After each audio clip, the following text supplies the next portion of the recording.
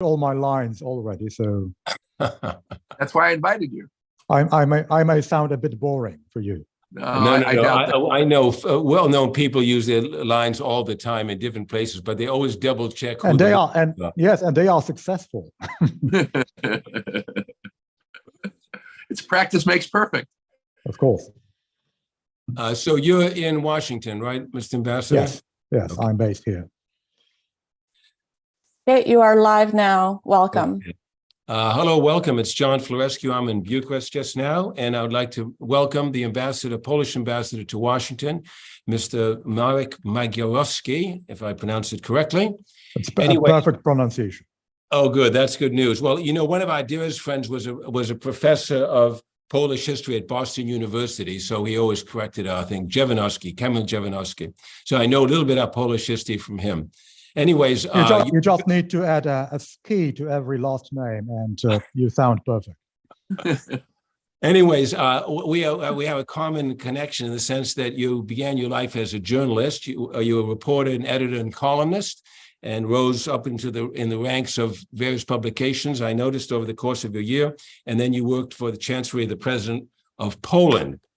And there following, you had two very interesting diplomatic missions, one to Israel, which of course is top of the news, and now to Washington. So in many ways, you're the perfect guest for today. And the ambassador is fluent in 9 languages. And I welcome you and thank you for joining us. Not Romanian, though. But not Romanian, yeah, that's okay. But I see you have a number of Latin language, Italian, Portuguese, and Spanish, so it should be an easy pickup. Anyways, I'd like to welcome you, and I thought we'd start just because it's the hottest topic of the day with the Middle East. And a couple of days ago, we heard from the Secretary General Guterres, who said that he thought a ceasefire was a good idea, and he got in a little bit of trouble. What did you think of that idea? Secretary General said even some more controversial things about this ongoing conflict in the Middle East, around the Gaza Strip and in Israel. And of course, as a Polish ambassador to the United States, I'm not particularly entitled to comment on the Secretary General's words. But I do believe that we have to be very cautious commenting on everything which is going on right now in this perennial clash between Israelis and Palestinians. Of course, I do have my own personal feelings and my private opinion on the roots and of this conflict and on the current developments, which I will be very undiplomatic if I express them. But I think that especially if you hold such a senior position in the international diplomacy, in this global configuration as Secretary General of the United Nations, you have to be very cautious in your choice of words. I think that Antonio Guterres wasn't, but I do believe that the United Nations also, as organization, as political entity, has a very important, a crucial role to play in this current situation. I understand you're being cautious about that, and it makes perfect sense to me. But of course, the EU nations themselves, I think, since the Secretary General made the comment, I think they caused themselves for a pause as well. Am I correct about that? Yes, I think so. By the way, I believe we can now see a certain realignment, not only in the United Nations, but also in other international fora, also somehow related to what we are witnessing right now in Ukraine.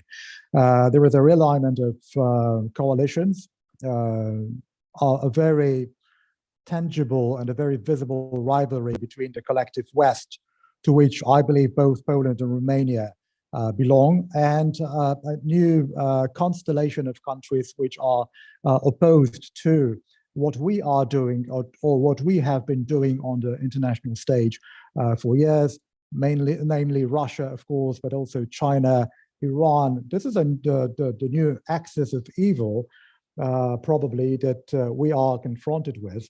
And I think that we have to be very adamant and also conscious of the fact that we are not only fighting Russia in Ukraine, we are not only fighting fighting terror in the Gaza Strip and in its immediate surroundings, but we are also finding a coalition of countries which are very determined to destroy what we as collective West have built over the last couple of decades. So whenever I hear that argument in the current debate in the American public opinion, whether America is capable of waging two simultaneous wars, for instance, against Russia, it's a proxy war, of course, because American soldiers are not directly involved, but against Russia in Ukraine, and for example, against China in the Indo-Pacific.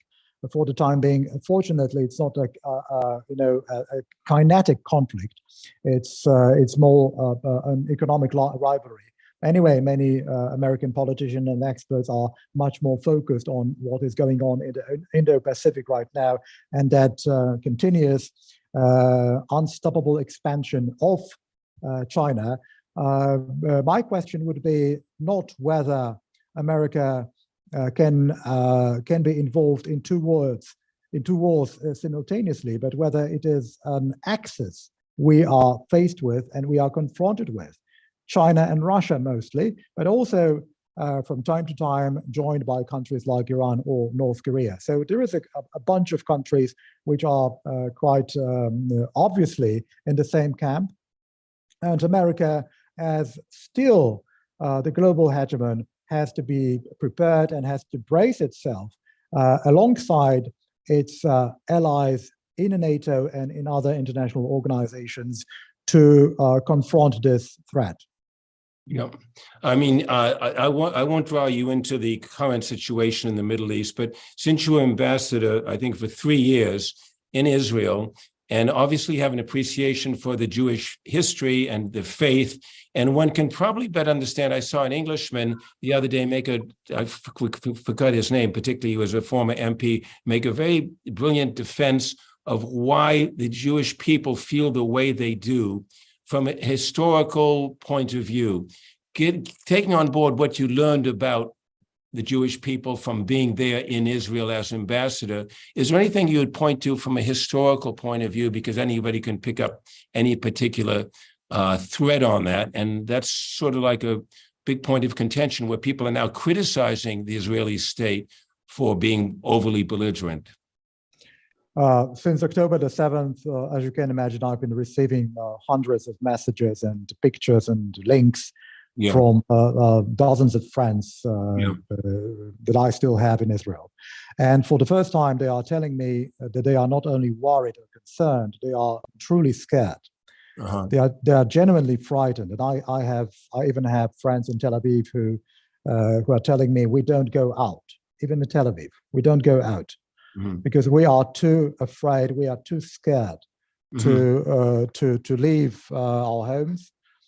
So it's really terrifying, and it's really sad to see all those people who I know personally and with whom I spent so many hours talking also about Israel's history and the history of the world Jewry, mostly in European countries, also in Poland, now being terrified, intimidated.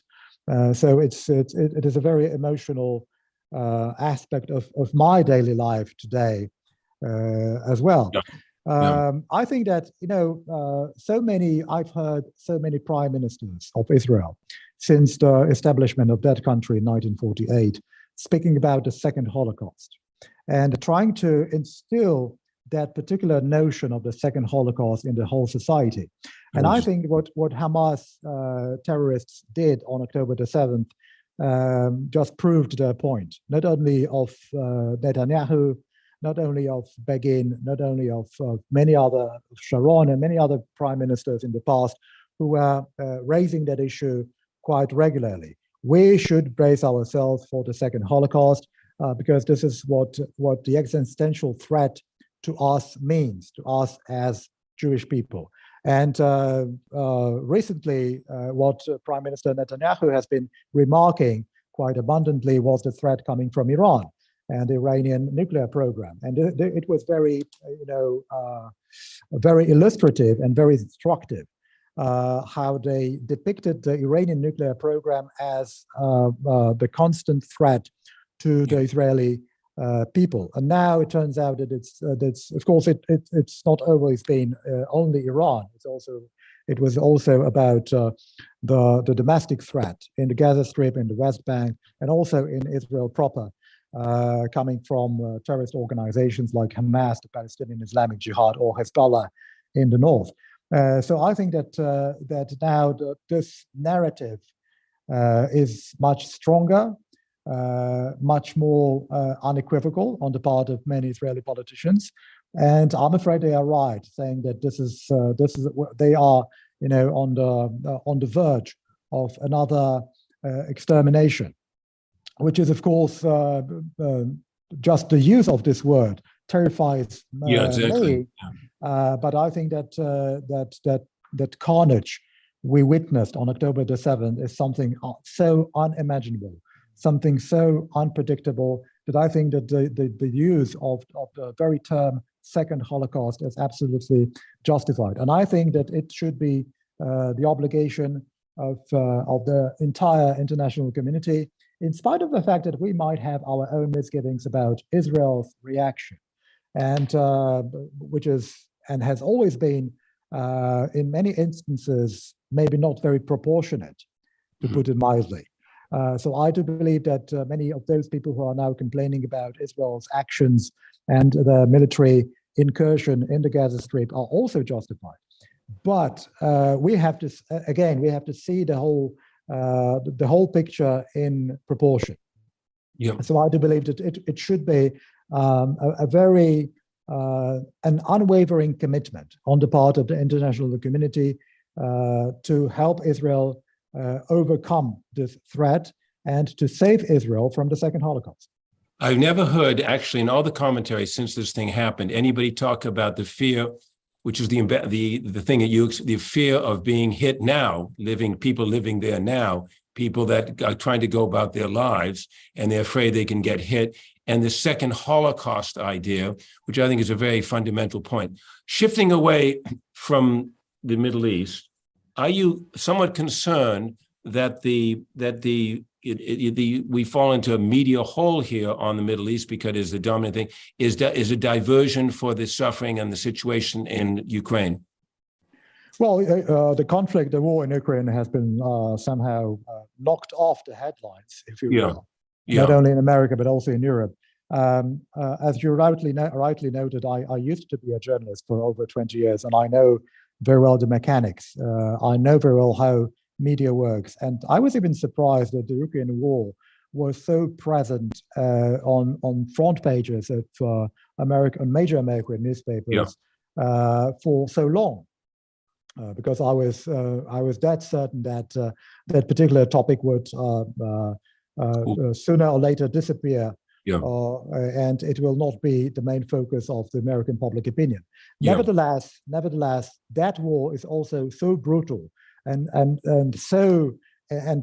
transforms also our imagination about modern warfare, and also that avalanche of pictures, descriptions on all social platforms, those abhorrent images flooding international media over the last almost 2 years was so impactful in the public opinion, both in America and in Europe, that we cannot just forget and overlook the suffering of the Ukrainian people.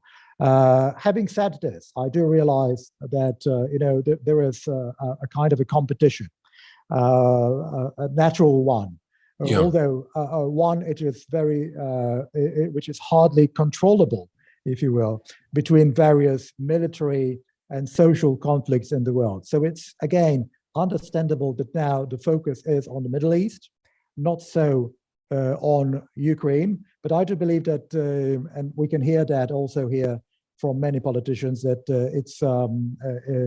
these are two parallel ways, two parallel paths. And I think that the American politician, for example, it was a very, a smart move to combine those subsequent aid packages Yeah. Now we are talking approved by, or about to be approved by American Congress. So we are now talking about a combined package for both Israel and Ukraine. And again, it is my personal view that it is a very positive signal in terms of how we should perceive these two conflicts as something which is a challenge to America as global hegemon. Until recently, I think that, and especially when you talk about some liberal, the liberal wing of the American political scene, it was very difficult for most American liberals to talk about America as global hegemon because it was politically incorrect. Now, I think we should return, and also this is Poland's priority, we should return to the narrative, which is completely different. America has always been, remains, and will be a global hegemon. And if America forgets this particular role and this particular task of being the beacon of democracy, the beacon of freedom, not only for itself, but also for other countries in the world, like Poland, then we will be in a bind. And if we lose America as a country which somehow exports freedom, exports democracy, but also from time to time exports its own power in order to help other countries, for example, like Poland many years ago, to help them shake off the yoke of authoritarianism, then we will probably lose the most important ally in that respect. So I think it's also important to use the correct vocabulary, not only to shape America's foreign policy in these volatile times and in these volatile circumstances, but also to use the right vocabulary. And I was particularly glad when I heard President Biden in one of those recent interviews saying, for Christ's sake, we are talking about America, the greatest nation in the world. This is what I think not only me, but most Poles would like to hear from any American president. I mean, certainly Biden has made that point, but there's another point that enters the air, and the idea is that somehow, you were referring to it earlier, we live in a multipolar world. In other words, somehow we've moved to this sort of China, Russia, US, who's going to win the game.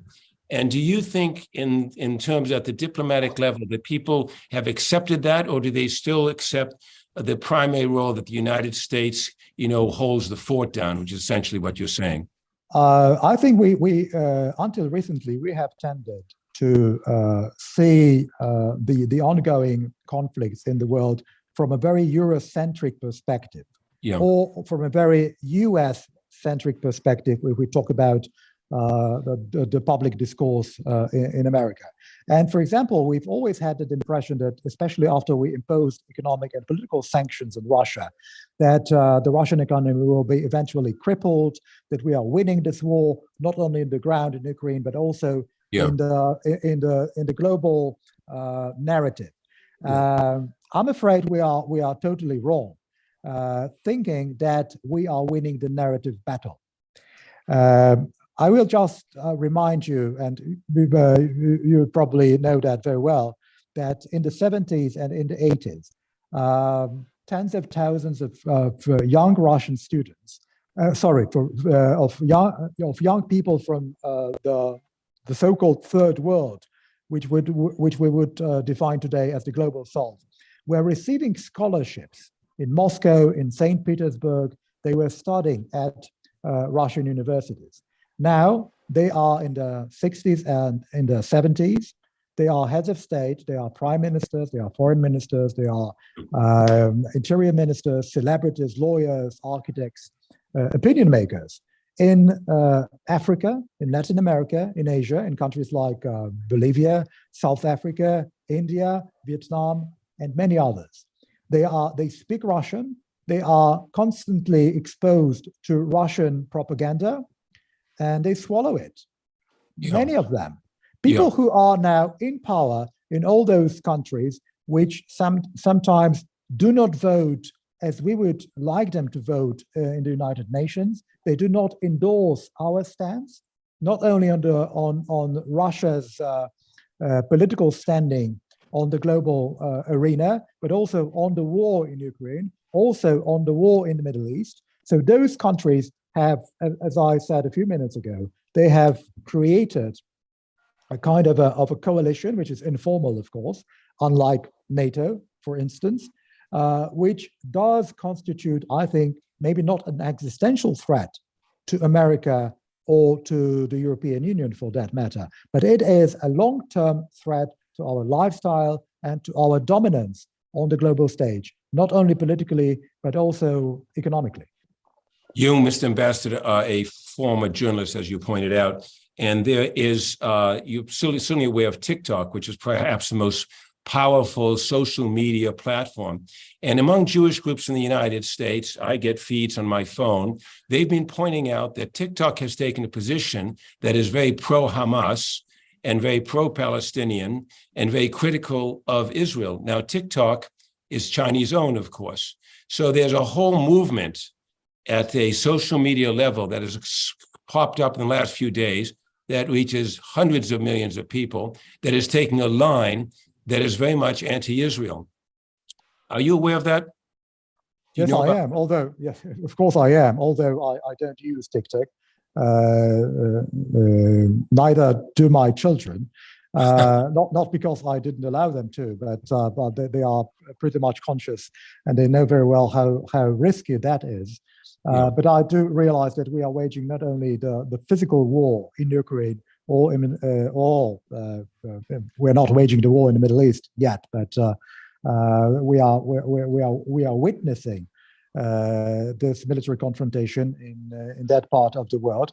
But we are waging another war, which is going on social platforms, not only TikTok but also X, formerly known as Twitter. I still can't get used to this new name.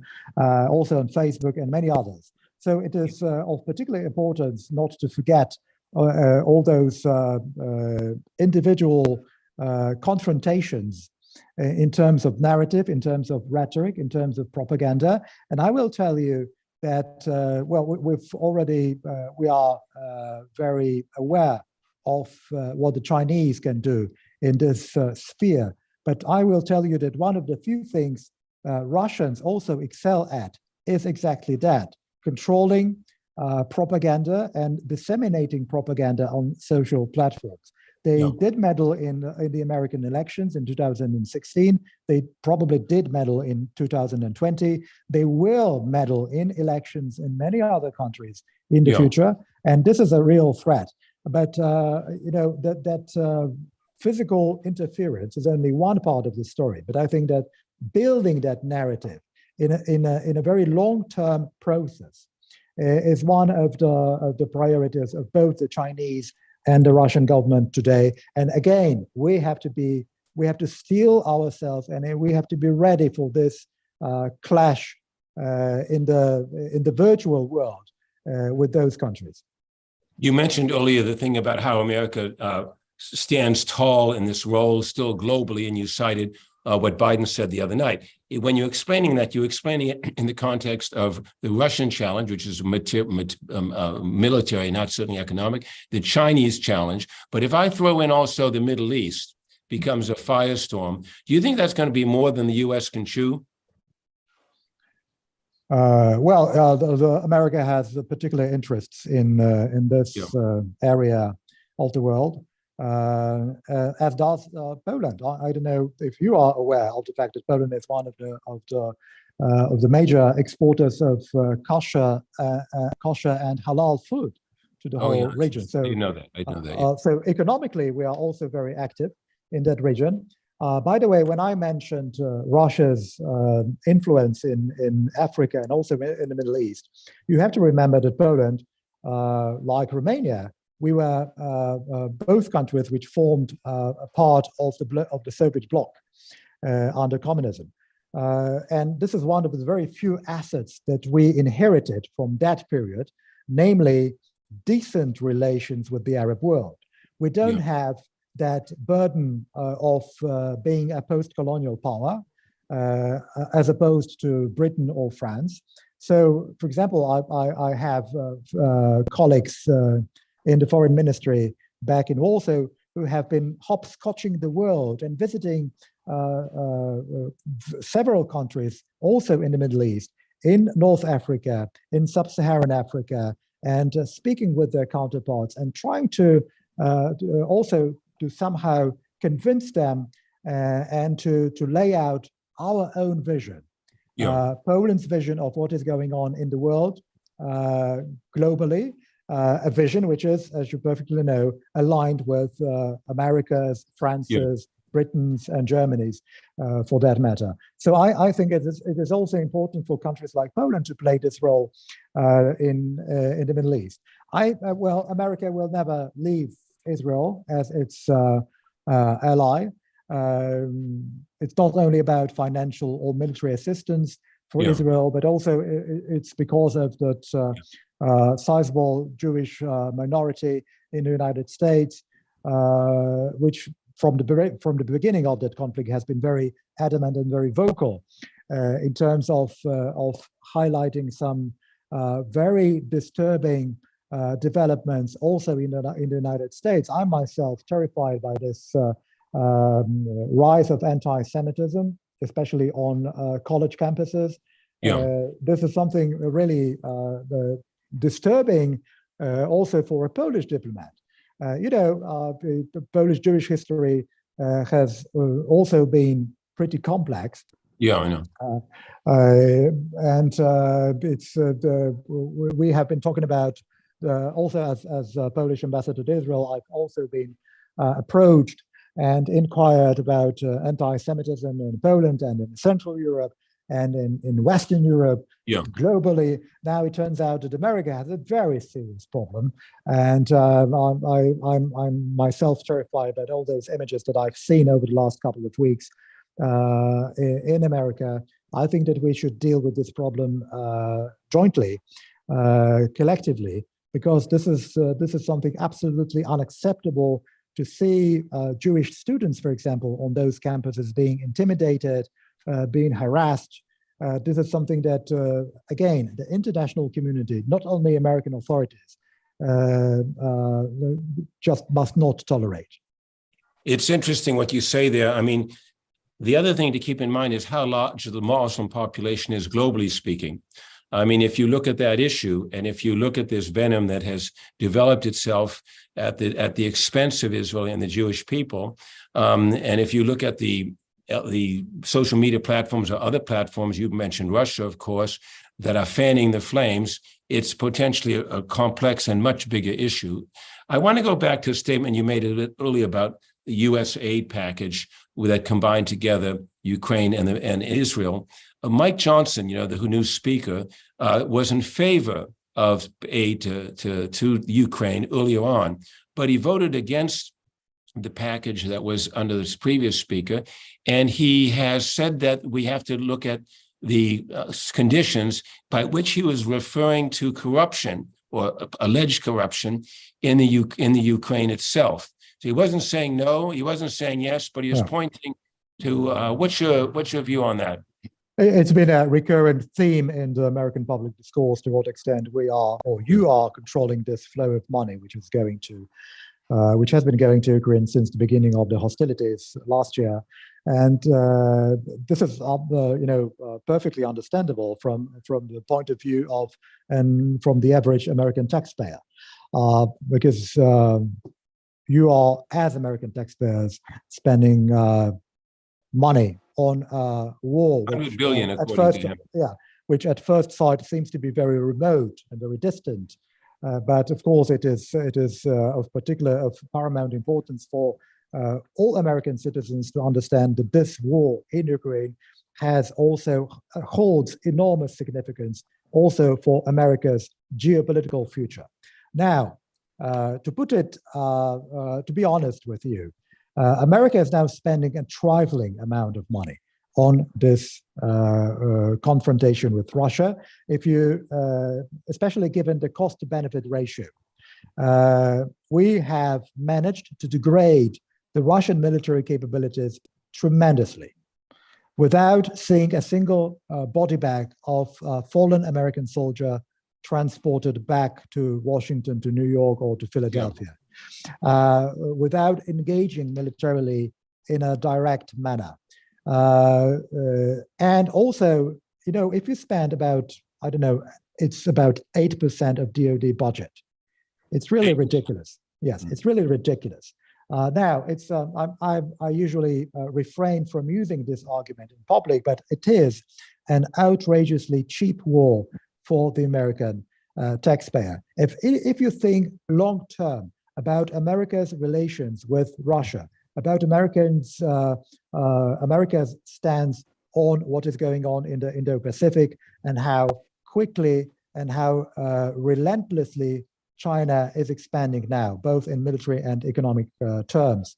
So it's important to understand how effectively we spend this money, and I'm using the plural here deliberately because it's also Europe, or the European Union, let alone Poland, which has contributed largely and immensely to this common effort to degrade the Russian military capabilities. If we don't spend this money now, if we don't stop Putin now, if we don't allow the Ukrainians to win this war, and not only not to lose this war, then Putin will return with a vengeance. And in 5, 10, or 20 years' time, another war with Russia, now probably on NATO territory, will be much costlier for the American average taxpayer, for Poles, for Germans, for the French, let alone the Baltics. I mean, there are two issues really at stake. One are dollars and cents issues, and usually in American elections, people vote their wallet, vote their pocketbook, as they say. The famous phrase, I think, in the Clinton campaign, it's the economy, stupid. So we'll get to the elections next year. One issue then is dollars and cents, and the second issue is the knock-on effect. In other words, if the United States pulled back this funding, what would happen in Europe? I'm reminded to the 1999 Balkan War, when the United States had to lead NATO effectively to do the military operations against Milosevic and those people. And you had a feeling that the Europeans couldn't make up their mind together at the time. And it finally took this operation that in part was being run out of Romania. I think Ambassador Rosapep remembers that very well, where they're doing their bombings in Serbia and so on. Are you concerned that the Europeans, without the American leadership, may just lose heart? There is that concept still so vivid in the American public opinion that Europe doesn't do enough in order to solve its own problems. Because the war in Ukraine is, I think, a vast majority of Americans still think that Ukraine and what is going on in that country is still an inherently European problem.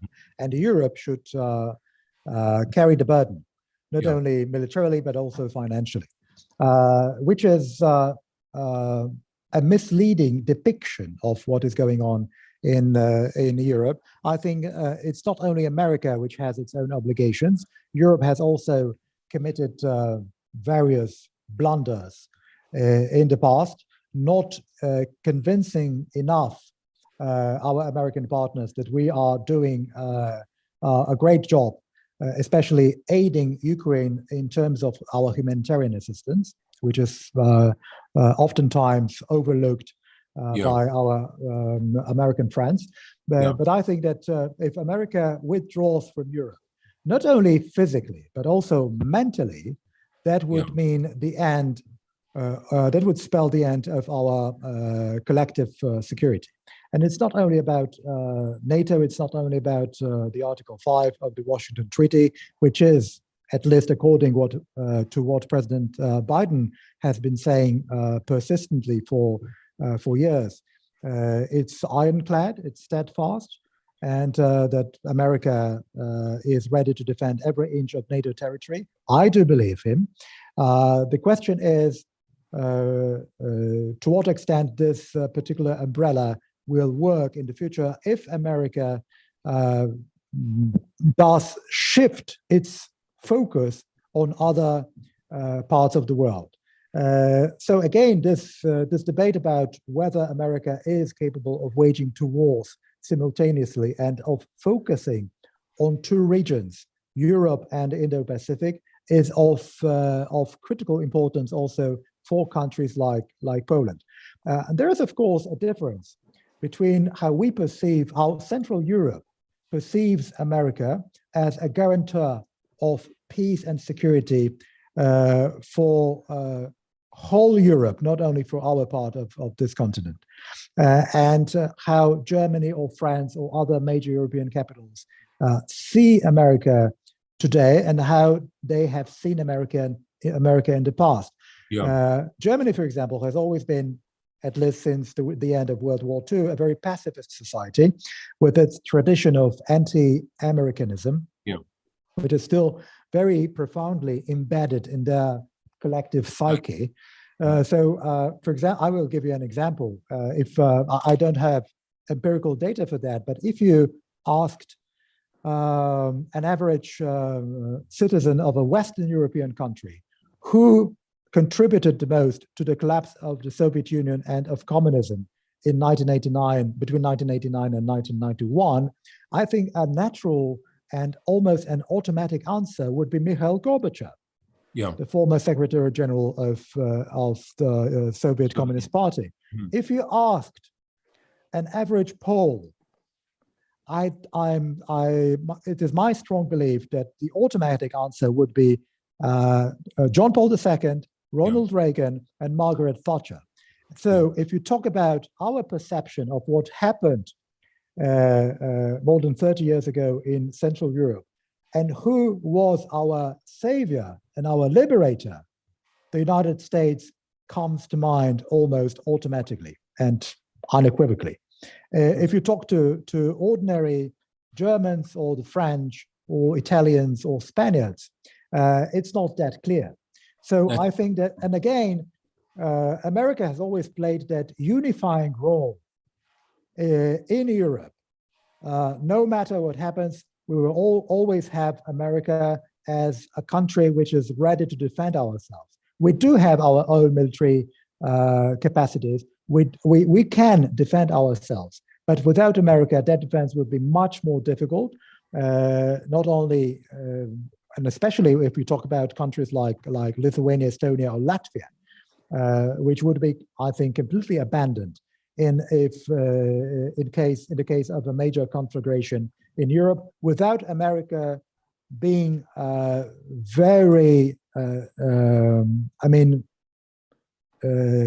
present both militarily and politically on our continent. Would you characterize Poland and Romania have something in common here, in as much as, they've both been active? We have, in the United States has a lot of troops, obviously, in Romania. Poland has been the first ones to get those planes over to Ukrainians a while back, and the Europeans were a bit hesitant. Both countries have hundreds of thousands of Ukrainian citizens who are as immigrants who are taking hold in Romania and also most notably in Poland. Would you say that Poland and Romania, in some sense, are the frontline soldiers of this effort? Yes, of course. These are the two biggest countries in the region, both area-wise and population-wise. Both are NATO members, and both are EU member states. So it is also an important factor that we have to take into account. So we are playing an increasingly important role in all those organizations and all those political and military entities. And it's also, when you look at the map of Europe, and if you consider geography an important factor in all our deliberations about the current military conflicts, the importance of seas is even bigger now than it used to be in the past. You have the Black Sea, and you have the Baltic Sea, and it turns out that it's not only the Mediterranean, which has always been a very volatile part of the world, but also these two seas, the Black Sea and the Baltic Sea, has begun to play an extremely important role in terms of our strategic outlook. You look at the Baltic Sea, and this is a very good pretext to talk about energy security, for example. And Poland has always been prescient we have been sounding the alarm bells for many years. Everybody heard us, but nobody listened. And now Poland is entirely independent in terms of our energy supplies, unlike many other countries in the region. Many other countries also followed suit, like Germany, which reduced its dependence on imports of Russian gas from roughly 60% to virtually zero, which is also a very positive signal. But the Baltic Sea is and has always been a hub for energy supplies for the countries which surround the sea, and the Black Sea, which has gained in significance also because of the grain crisis and the food shortages.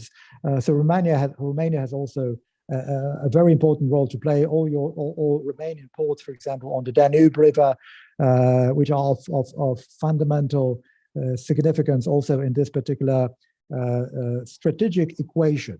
So I think that, there has been instances of very close cooperation between Poland and Romania, and I think that we are absolutely on the same page when we talk about America's role in the region and also our military engagement.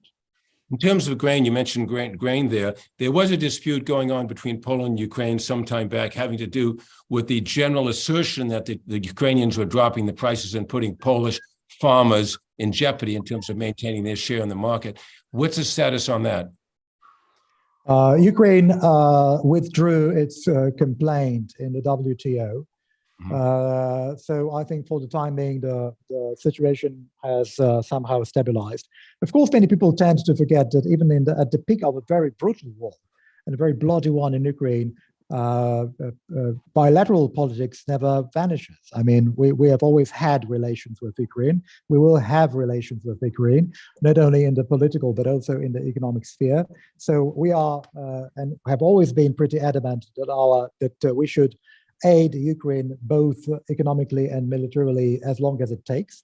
Again, in order for Ukraine to be able to win this war.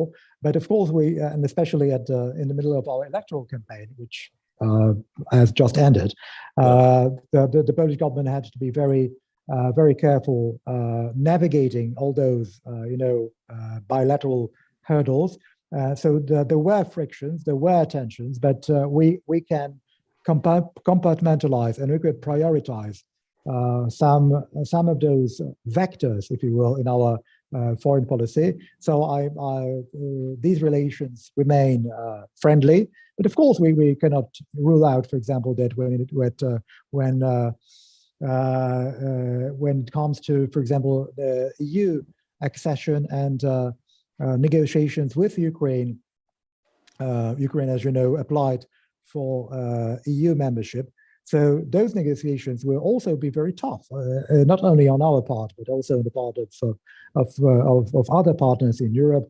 The French, mostly France's economic interests will also play a very important role. But I do believe, again, and the stance of the Polish government has not changed here, that Ukraine will one day become a member of the European Union and will one day become a member of NATO, because it is in our common interest. It's not only in Ukraine's interest, but also in the interest of Poland and other countries in Europe to have Ukraine in the fold. Geography, you mentioned geography, and obviously anybody who has any idea of what a map of Europe looks like, which may still be an open question.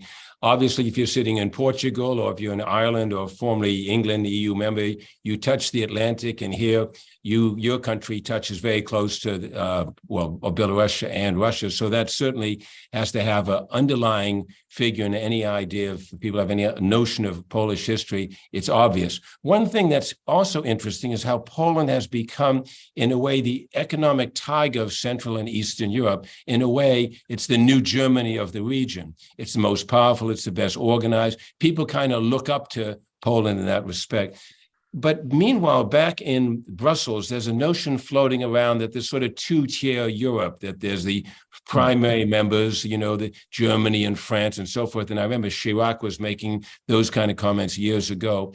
What do you think of this idea, somehow, that there's a two-tier Europe in a way, maybe there should be a first-class member and a kind of second-class member. The very notion of two-tier Europe has always been unacceptable from the point of view of subsequent Polish governments, regardless of their political colors, for both conservative and liberal ruling class in Poland. It was always a very thorny issue, and we were very unequivocal in our condemnation of all those ideas coming from the European Commission or from individual Western capitals. We used to be second-class citizens in Europe before 1989. So we will live through that period in our history, and we should put it in the dustbin of history, actually, forever. I'll tell you what, I think that the Iron Curtain, which collapsed actually in 1990, still exists, not physically, but in the mentality of many people, many societies in Western Europe.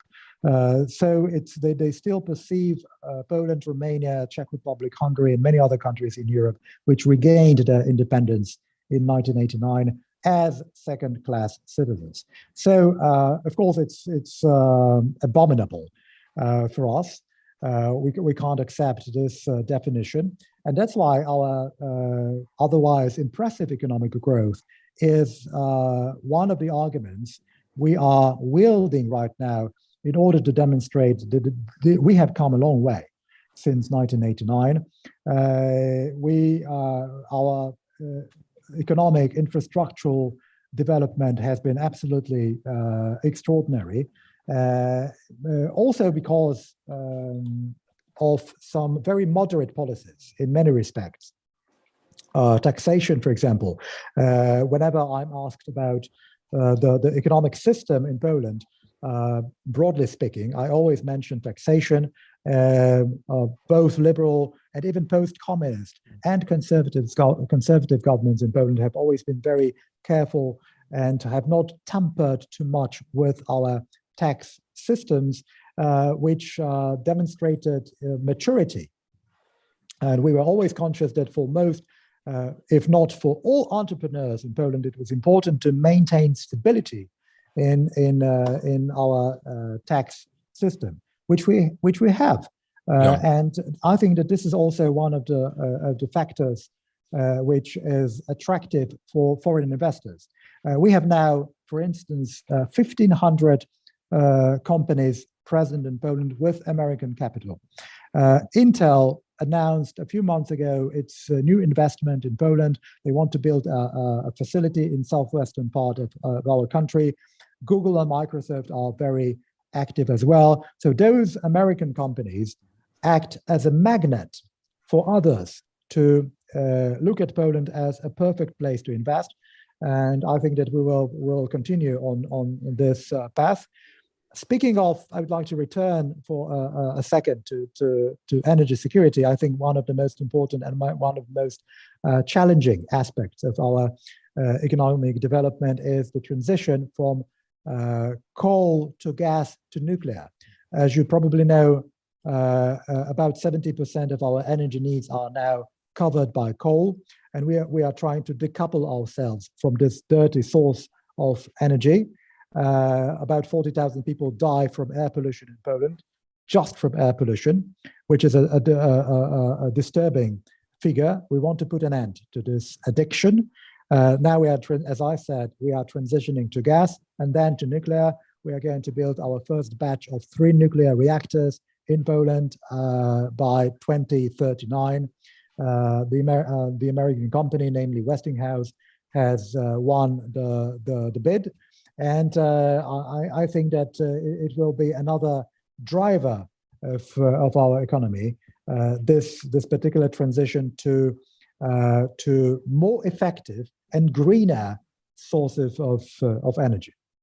I mean, everybody knows in Poland, of course, the Polish community is tied together. They're close. They're politically influential, going back, Rostenkowski and so forth, a lot of people in Congress, a lot of people in the Senate. The Romanians haven't been so blessed with the political clout. But the one thing the Poles also have done very well is take EU money and know how to use that EU money, which has been what advice would you give to Romania, which has probably the lowest absorption rate of EU money? What advice would you give? I'm a diplomat, not an economist, but I know you ran economic magazines to do better in Brussels. To address this issue a little bit more philosophically, I think that Romania should. We have always been thinking about our next generations. Yeah. Because for many politicians, politics ends with the next press conference. Okay, and this is, by the way, this is one of the differences between Europe or America, for that matter, and China. China, of course, is not a democracy, of course, so their perspective is different. But they do think, and they have always thought in that 50 or 100 years perspective. So we have to learn something from the Chinese in this respect. And I think that if Romania and other countries in Europe which do have problems absorbing EU money, if they start thinking more about future generations and the bridge we are building, the water processing facility we are building, a road, a highway, a school, it is not for us, it is not for the politicians to demonstrate how effective and how efficient they are utilizing this money today. It's about how we care about future generations. So that changes completely our perspective. And if we start thinking about what our children and our grandchildren will inherit from us, also built with EU money, that could be a game changer. Nice. So that's a good bit of advice. You mentioned China right there. And of course, the Chinese, it wasn't part of their long-term plan going back even 50 years or 200 years of a relationship with Russia, which is without limits. How durable do you think that is, that relationship? I mentioned economic sanctions that the European Union and America imposed on Russia at the very beginning of that invasion. And of course, Russia then redirected its oil and gas imports mostly to India and China. So I think this economic relationship between these two powers is of fundamental importance for both Moscow and Beijing. But I think that in the longer term, the Chinese leadership realizes how weak Russia is. They don't need a strong Russia. Yeah. They need Russia as a source of energy resources. They need Russia as an ally in the United Nations. But in the longer term, I don't believe the Chinese will bet on Russia as an important and a reliable ally in China's confrontation with the United States. I think the entire focus is now on the United States, on the technological rivalry with America. And actually, Russia doesn't have much to offer in this respect. I mean, in terms of technological advancement. Russia has always lagged behind. Russia has not been able to diversify its economy. It has always been so tremendously reliant on natural resources. They have not done enough to change course. And I think that they will be lagging behind, not only America, but also China in this particular area. Now, I should stop dominating this conversation, but so I turn it to Jim or anyone else out there who would wish to put a call in, a question in. We have about another 7 minutes or so. I'm always reminded of Professor Jovanovski, who said that when Napoleon needed to win the Battle of Somosierra in 1808, he called in his elite Polish guard that won the battle. I don't know if you're aware of that, but it's a good thing to carry in your pocket. I'm perfectly familiar with that story, and there is another anecdote about that particular battle. Napoleon, who was, who invaded who invaded Spain at the time, and he used Polish forces also, not only in that battle in Somosierra, he was absolutely sure that the Polish soldiers who won that battle must have been drunk, completely drunk, because if you had been sober, you would have never carried out that assault in that particular valley. Jim, do you have any questions? I will ask you a question. I want to. The Poles as well as the Romanians have been warning the United States for years that we couldn't trust Russia. I heard that all the time when I was in Romania, that we were being naive about Russia. And I think that was good advice. But I'm curious, how surprised were Poles, both I would say the government, but also the people, about the invasion of Ukraine when it happened? Because there was a lot of shock in other places. I know my Italian friends were shocked, surprised. How did Poles view that at the time, back to February? We were a bit surprised, not by the mere fact of the invasion, by the timing. We knew that it would happen one day, and we, of course, not all Poles, but those people, diplomats and politicians who are somehow monitoring the situation in Ukraine and the relations between these two countries, remembered very well that essay that Putin wrote and published in July 2021, laying out his vision of the relationship between Moscow and Kiev, and highlighting the fact that he didn't believe that Ukraine was a separate nation, that didn't have their own language, that didn't have their own culture, that they were basically Russians. And that, for example, that Crimea had been ceded by Khrushchev many years ago, which was an unfair and incomprehensible gesture on the part of the then Secretary General of the Soviet Communist Party. So we were, I would say, a little surprised by the timing of the whole operation. But we were not, and this is also another argument that I've been using pretty frequently here in America. We were not surprised by what we saw afterwards, and we were, of course, appalled by all those images coming from Bucha or Irpin, the massacres committed the atrocities committed by Russian soldiers on Ukrainian soil. So we were appalled, but not surprised, because we were always acutely aware of the very character of the Russian regime, of all those vestiges of Soviet mentality, which had somehow remained in vast parts of the Russian society today. This is a completely different culture, and a blatant disdain for human life and for human dignity. And that's why I'm not particularly optimistic about, I am optimistic about the final outcome of this confrontation, but I'm not optimistic about the duration of this war, because Putin still can use his cannon fodder and masses of those young lads drafted in Siberia and the most remote corners of the Russian Federation today, and sent to the front lines in Ukraine, because he doesn't care. He doesn't care.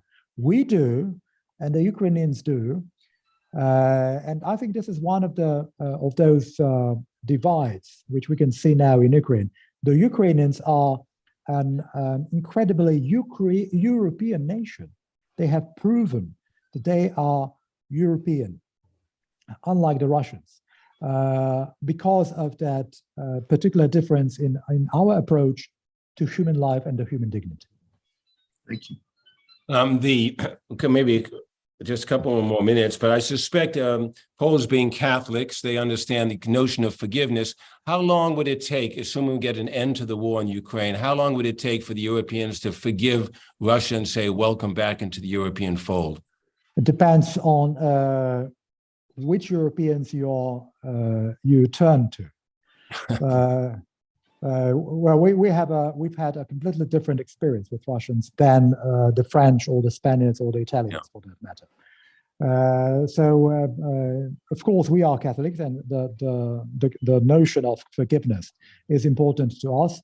But I think it's up to the Russians themselves. And I'm not only talking about the ruling elites. I'm not talking only about those despots or tyrants or dictators which have been in power in the Tsarist Russia, in the Soviet times, and also in the Russian Federation for hundreds of years. I'm talking about the Russian society, I'm talking about the Russian nation, I'm talking about the Russian people. I do have, and I do sense certain affinity with our Slavic brothers, but I'm still waiting for their own catharsis, if you will, and it will take, if not decades, I think at least decades for the Russians to understand that they should finally, shake off that yoke of authoritarianism that I mentioned a few minutes ago, and to understand that the strong men are not the best solution for the Russian political system. It wasn't in the past, it isn't now, and it won't be in the future. Mr. Ambassador, I have to thank you. You speak as a diplomat, but a very convincing journalist as well. I think you should get over to the House of Representatives and speak to Mike Johnson. I think I hold regular meetings with American lawmakers, also trying to persuade them how important this war is for their constituents.